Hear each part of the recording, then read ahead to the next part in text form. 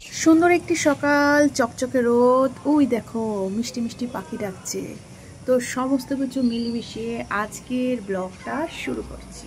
মিষ্টি মিষ্টি রোদ উঠেছে, সাথে পাখিগুলো ডাকছে। আর বারান্দায় কিছু জামা কাপড় মেলে দিয়েছি, তার কারণ কালকেও বৃষ্টি হচ্ছিল। একদম ঝকঝকে ঝাক্কাস রোদ। তো বন্ধুরা চলো এখান থেকে ভিডিওটা স্টার্ট করছি। সুদেশনা লাইফস্টাইল ব্লগের সকলকে জানাই স্বাগত। চলো ঘরে চলে আসি। ঘরে একটু লাইটটা অফ করা আছে, বিছানাপত্র সমস্ত গোছগাছ করা হয়েছে। তো আজকে সানডে, লাইটটা জ্বালাই। আজকে সানডে মানে হচ্ছে রবিবার। রান্নাঘরের হাল একদমই উল্টো পাল্টা, মানে কি খুব তাড়াহুড়ো করে কাজ করছি। তো রবিবারের সকাল, বাজে এখন 10টা। রবিবার দিন বাজারে না গেলেও মনটা একটুখানি মনে হয় কিছু একটা করি। আর সেই জন্যই চাউমিন প্রিপারেশন, একদম সিম্পল ওয়েতে চাউমিনটা সেদ্ধ করে নিয়েছি। আর চাউমিনটা করার জন্য পাশাপাশি বিশেষ কিছু নেই, সামান্য একটু আলু ছোট ছোট করে কাটা, পেঁয়াজ আর একটা ডিম নেব। ডিমটা এদিকে রাখা আছে।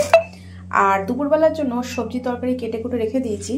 বুঝতেই পারছো, একদিন যদি লাল ডাটা আনি, পরের দিন আমি শেষ করতেই পারি না। তো কালকে সবজির তরকারি করা হয়েছিল, আর সাথে সেই জন্য ভাবলাম ঘরে যা সমস্ত সবজি আছে একটা পাঁচ তরকারি হয়ে যায়, তার কারণ এটা শরীরের পক্ষেও বেটার।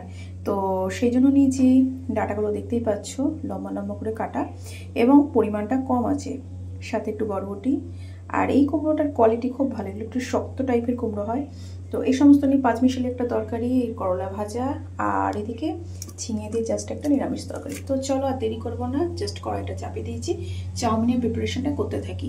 আর সানডে বাইরে হচ্ছে বাইরে হচ্ছে এনসিসির যে ক্লাসগুলো হয় না, মানে প্র্যাকটিস করে, সে সমস্ত সাউন্ড আওয়াজ পাওয়া যাচ্ছে। আর প্রচণ্ড তাড়াহুড়োর মধ্যে কাজগুলো কমপ্লিট করবো সকালবেলা, এখনও চা খাওয়ার সময় হয়নি। চল গ্যাসটা অন করতে থাকি। তো চাউমিনের জন্য ভাজাটা দেখতেই পাচ্ছ হয়ে গেছে, পেঁয়াজগুলো ভাজা হয়ে গেছে, শসা আলু আমি আজকে কি করছি জানো, সব কিছু দিয়ে দিয়েছি। মানে বলতে পারো একদম ছটফট ছটফট করে রান্না। তো ডিমটা মাঝখানে দিয়ে দিলাম, আলাদা করে আর করিনি, মাঝখানে একটু তেল দিয়ে যেটা হয়। এটা আস্তে আস্তে বসতে থাকো। আর বাচ্চা বড় সবারই ভাল লাগে সকালবেলায় ব্রেকফাস্ট। আসলে আজকে করব কালকে করব এইসব করে করে করাই হয় না। তো পুরো চাউমিনটা দিয়ে দিয়েছি, আর দিয়ে দিয়েছি ম্যাগি মশলা, ম্যাগি না চাউমিনের মশলা। ও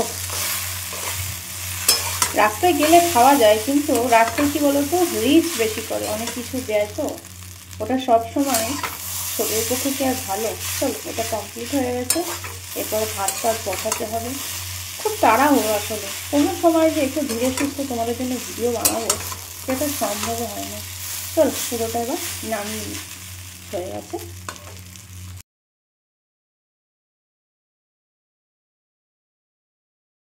তো চাউমিন রেডি হয়ে গেছে।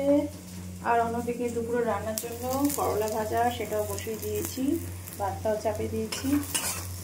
করলা খেতে কিন্তু ভালোই লাগে, মুখে রুচিটা ফিরে যায় বলে। চলো এটা নামিয়ে নিই, পরের আবার রেসিপি একটা আছে। তেজপাতা আর শুকনো লঙ্কা, আর এদিকে হচ্ছে পাঁচফোড়ন আর বড়ি, সমস্ত কিছু দিয়ে দিয়েছি। এবার সবজিটা এক এক করে দিয়ে দেবো।